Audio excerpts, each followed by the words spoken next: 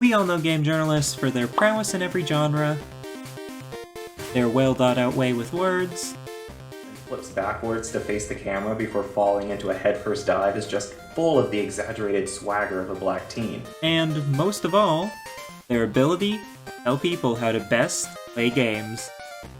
I may have played Miitopia for hundreds of hours by now, but have I been playing it as well as I could have?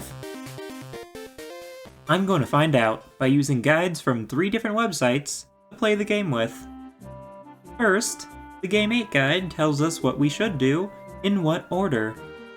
Naturally, Stage 3 is listed as the first spot, so let's just go ahead and... Oh, we can't go there yet. Well, I'm sure the guide won't mind me taking a detour to get Rascal's face. Once I unlock jobs, we must yet again consult the guides. The Super Parent article says to add a mage early on, but Game 8 says that the hero should be a pop star. Don't worry though, Game 8 2 will be our mage, according to the party build. Oh no though, it seems that I've already made a fatal mistake. It says that I should be a cool pop star. The party build guide says that we can beat the game regardless of our personality at least, but that I should follow the guide for best results. Not just me, but all my Greenhorn party members should be cool too, so I'll correct that. It's easy enough to change my Mii's personality. So now we can go to where the Game 8 map says to go first, and follow along from there to rescue the faces of Greenhorn's residents. Now that I'm getting my first party member, I make them a warrior, and can do the one thing that the guide says that I'm good for. Spamming Encore. It says that pop stars are also good for attacking large groups, but that's about it. Now that we've gotten to an inn, the Game Rant guide says to buy our Mii's gear as soon as we can, because there is no point in saving money. It doesn't say anything about HP bananas and candy, so I'll just go ahead and buy that since they want it. No reason to save money anyways, it says. Now we just have to take out the boss by spamming Encore, and it's as easy as that. Wow, this article is helpful. Since the first boss is done, the Amiibo Girl is unlocked, and Super Parent says that I should scan each and every one of my Amiibo. While I'm doing this, I should just let you know that both Super Parent and Game Rant say that I should explore every nook and cranny of the map. That means that I have to get the gold flag on every stage. It's a small sacrifice for greatness. First, we have to move up to the area where the rock boss is, and at this point, I realized another mistake that I've made. While Game Rant says to spend all my money, Game 8 says that I shouldn't use any resources in Greenhorn. Not a single one. So, I'll stop feeding my Mii's and clothing them. Similarly, we are also supposed to go to what is marked on the map as the 5th location, but in the same guide by Game 8, it says to not open the large chest until far later into the game. Who am I to argue? So I'll just do the stage without opening the chest. I also got my 3rd teammate, who is a cleric, with the cool personality of course. This meant that I could start working on what Super Parent recommends, reaching level 2 friendship on everyone as fast as possible. This one's pretty easy, but yeah, moving on. As I fought the rock boss, I finally unlocked HP sprinkles, which brings us to the next step given by the Game Rant guide. Always use HP sprinkles immediately, because manually healing is better than the AI healing us. It doesn't say anything in any of the other guides about using any other kind of sprinkles, so I guess I just won't use MP sprinkles or life sprinkles, and just use HP sprinkles before the cleric can go. This was unironically kinda hard to do because I kept forgetting about it. I guess I'm just not a pro Miitopia player. Anyways, next is the forest section. Fighting the mouse boss, I unlocked the safe spot, which Game 8 has a specific guide for. As it says, the safe spot is crucial for dealing with negative status effects, but take out my teammate when they are done because it wastes turns. Now, it does say that when they're done healing I should take them out, but nowhere in the guide does it say to use the safe spot for healing. So, I'll just only use it for statuses, to be safe. Actually, it doesn't say they, it says he or she. It's not really clear on if non-binary people are allowed to use the safe spot, so maybe I should just keep my me out of it. Whatever, I'm sure it'll be fine. Oh, and hold up. When looking for this guide on Game 8, I realized that they do have a guide for using sprinkles. It was hard to notice because there's like 80 different sections on just Miitopia, but anyways, in addition to HP sprinkles, it mentions MP sprinkles, and hints at some kind of reviving and extra damage sprinkles. Well, it doesn't say what those sprinkles are, so I guess I'll just ignore it. Anyways, it doesn't say to use Hyper, Shield, or Life sprinkles, which means that I won't be using any of those. Well, now that that's understood, I went to the Waterfall Cave, went to get another treasure chest spot, didn't open the treasure, and fought the Imp boss. These bosses were going by really well, so you know, I think that I'm truly starting to become a pro Miitopia player already. Once we took down that boss, next we spoke with the mayor to get our letter to go see the king. On the way, we encountered the horse, which both the Game Rant and Game 8 guides mention as being very important. As Game Rant says, the horse is the most powerful character, and you can judge that for yourself by watching my horse-only challenge. Maybe even subscribe and like this video. Game 8 also says that with the horse, I should keep the main party member, me, in the same room until I reach max friendship. That seems a little excessive, but you know what? They're the professional journalist here, not me. I should know my place. Inside the castle, we're supposed to talk to the king, who has his face stolen, where we must rescue his face at where they declare the 18th area. Right now, while we're on the way to get his face, you can see me using a strat in the Super Parent guide called Holding B. Fighting the golem, things go well enough where I could beat it, but I got really roughed up. This makes me doubt the guides a bit. No, the only thing to doubt is my own ability, but it's okay, because these game journalists are here to help me improve. Now, we have to go back to the Greenhorn Castle and speak to the king. After talking to him and the princess, the guide doesn't say. Well, I guess I should just listen to the princess and go to the town of Greenhorn to check on her friend. So now... Oh gosh. There's no level here. What do I do? How can I follow the guide? So I went and helped out Sunny. The guide still doesn't say what to do, but I'll just go back to the last step and talk to the people at the castle. The king wants me to go and bring the prince over, and this I can do. The guide might not explicitly say it, but this is where the numbers go, so I trust it. Going along our travels... Oh no! It's okay. It's okay. The guide has a page on how to fix quarrels. I just need to raise their relationship until the blue arrow goes away. So, I'll room them once I get to the inn, and maybe an event will pop up. Yeah, no need to worry. I wish that I could do something about all these negative effects in the battle, but like the guide said, I'm just good for dealing damage and using Encore. Well, anyways, while they deal with that, I'll clear the top row of stages, making sure to gold them all. Okay, so the numbered stages don't actually reach the prince, which complicates things because he is on what the map labels as B.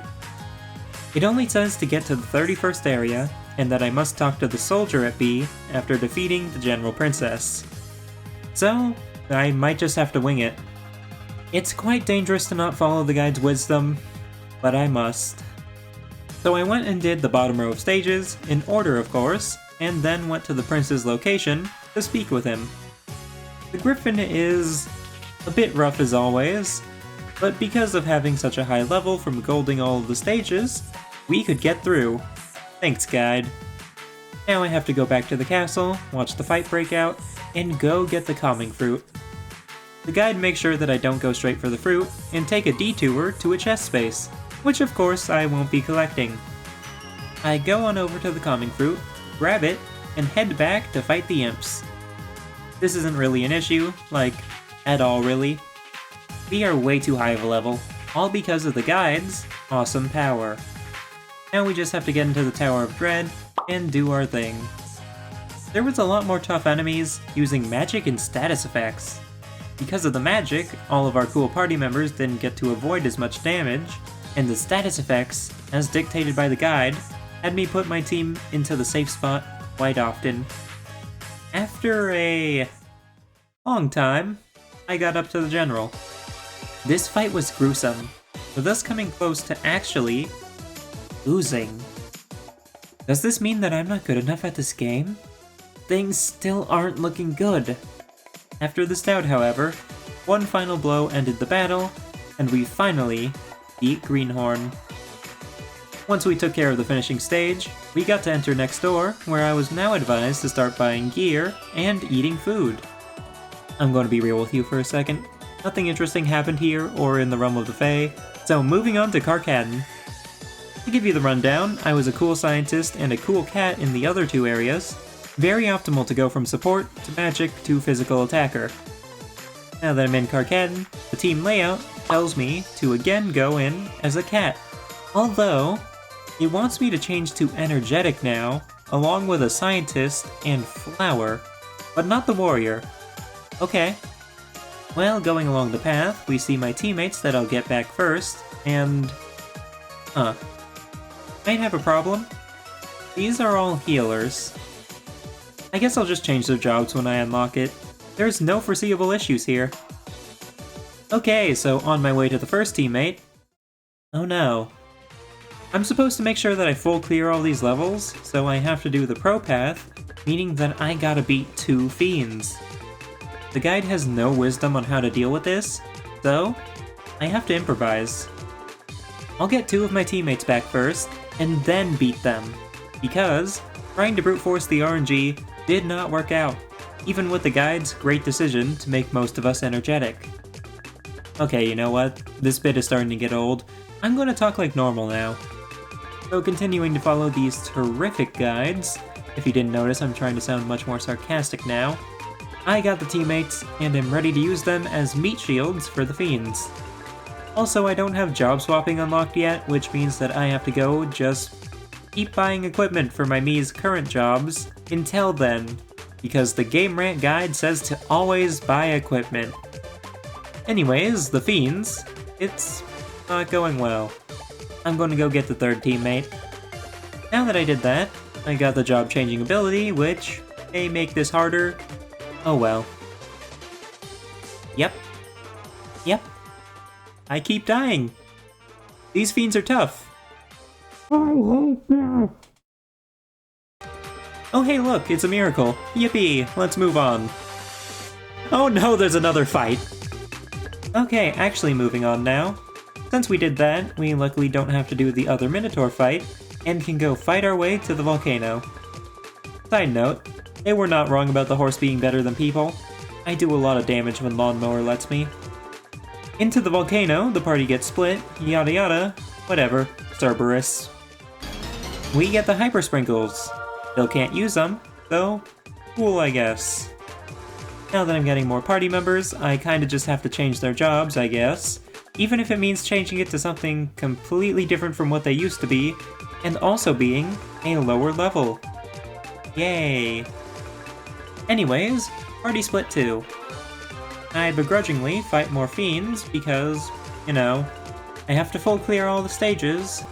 I'm also starting to run out of money because of having to buy every bit of equipment that they ask for, especially since they now have new jobs and are gaining levels quite fast. Moving along, last party member retrieved. Cool. So the dragon! Yeah, this was a bit of trouble. I did say that we were gaining levels fast, but that's in terms of equipment cost. We were still weaker than we should have been, and so I kinda lost. A few times. So I adopted a bit of a new strategy where I was just going to start using Sharpened Claws. It wasn't specifically said that the cat should use it in the guide, but it was pretty vague, and just said to use my skills for myself and damage. So now I would use Sharpened Claws whenever Lawnmower didn't activate, and either use Double Scratch or Horse Whispering. This seems like a bit of a silly solution, but since Lawnmower is completely random, Doubling my attack is essentially the same as doubling my few uses of Horse Whispering, without doubling the MP cost. With that, we got past Dominic, and the next big step was the Dark Lord. Yeah, this was like the same thing, actually. So after I beat him, you should know what happens. It's time to deal with the Darker Lord. We have to go do the quest in Powdered Peaks, Peculia, and Nimbus in that particular order. But wait, there's actually one more very strange thing that we are asked to do. I need a vampire for the skyscraper. Why? I don't know, but they want me to change my team yet again this late into the game. What's worse, it even says itself in the guide that the vampire quest is seemingly random when it shows up, and I quote, "You'll need to simply continue completing quests until it appears." Not to mention the fact that just about every other part of this game, the guide gave an alternative job listing for at least one of them, and yet the vampire is written as if it is completely mandatory. Thanks, Game 8. But no, actually, the quest is not random. I confirmed with my friend Kobasco that there are requirements to be met, and stuff to be avoided. First you have to do the quest to find Toby and get his gem before the quest can actually spawn. Then you have to do a few more quests so that there's enough open slots for the game to spawn the NPC in the Traveler's Hub. Not just that though, but from what I learned in Jobless is that when you complete all the quests and get the gems for the door and skyscraper, the Traveler's Hub will lock out quests.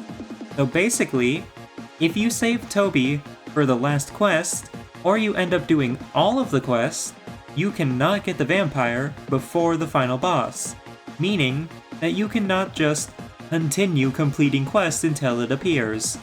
Plus, I learned after doing all of that you still need to just mess around for a while or whatever before the vampire spawns in, meaning it's even easier to accidentally lock yourself out of the quest. Okay, enough ranting. I got the dumb job. Now we just go up the tower. This is all pretty easy, but I mean there is a jump in difficulty, as per usual. I mostly just got weighed down by the vampires, unsurprisingly, and had to rotate the party around to get them all leveled up. It's surprising how much of a difference friendship, chest, and, you know, job resetting makes. And when I say friendship, I mean that it's honestly way more efficient to get pairs of Miis to high relationship levels, rather than do it evenly. Gosh, my voice is actually getting kind of raspy from doing all the screaming. Oh yeah, the bosses weren't too bad, but I did unfortunately commit a great sin of letting my Miis do healing, specifically Stan. I just kinda either ran out of sprinkles or was too slow to the draw. I'll send an apology to the writer of the guide. That grievance aside, it's time to fight the Darkest Lord, Sophie. And it's kind of a mixed bag. I got past the first two hands, and when I went to fight the body, it was a tight battle.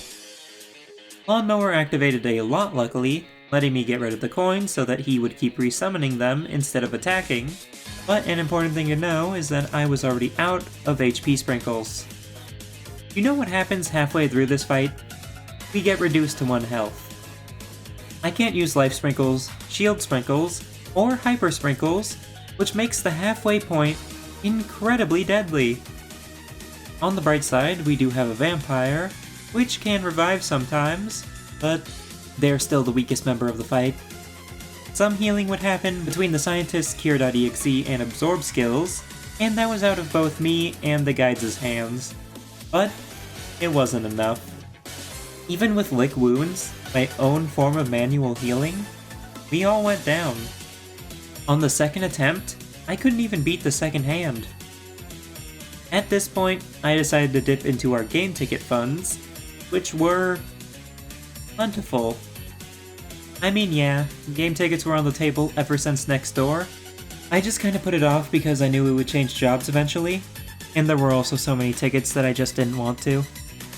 I also went to the stage right before the final boss, the Snurp Hunt. This was placed in by the developers as a not-so-secret trick to grind pretty much everything, which is actually mentioned in the guide. Good job. So I went back in, much stronger this time. After getting past the hands and getting to the second phase, We were in for it. Since we were stronger now, I had a small amount of sprinkles on me, and the moment that our HP got knocked down to 1, our scientist was happy, so I chose to give him what I could. I was hanging on with lick wounds before the 2 party members went down. Instead of banking on Lawnmower activating at the right time, I got desperate and started attacking. Our vampire gets back up while the scientist goes down, and he lets me avoid another hit. Another double scratch for me, but the Darkest Lord still had a lot of health remaining. The Meteor Swarm attack hits, leaving me at just 2 HP. It hits me with another attack, but lucky for me, Hang On activated. Even luckier, Lawnmower gave me an attack. So, I just had to hope that Horse Whispering would deal just enough damage, and it did. This fight was far too close, considering I had just grinded after listening to these guides for the last dozens of hours. But there was only one last thing to do. The last part of the guide was what you might expect. We had to save the Dark Curse, ending the game. So after all this time, while completing all of the stages that I could, and playing by the rules of the people writing these articles, we were done. I got super lucky at the end, but do want to say that I was taking things very literally and making fun of these articles 100% of the way. The game does explain everything that the guide didn't mention as how it should go, but not all of this dialogue is rereadable. And at the end of the day, there were still a lot of inaccuracies within these guides, even conflicting within their own article. I even only realized after the fight that there was a separate page for the Darkest Lord fight, which said to bring yet another team with new jobs that I haven't used before, which would have made this whole thing an even slower journey. Basically, I'm saying that guides should be a bit more objective and not created or used so much so like templates, and should probably only be done on games that you really like, considering the amount of false stuff in these. This was the worst and most boring Miitopia playthrough of my life. But yeah, thank you to everybody for watching. I'll see you all next time. Bye-bye!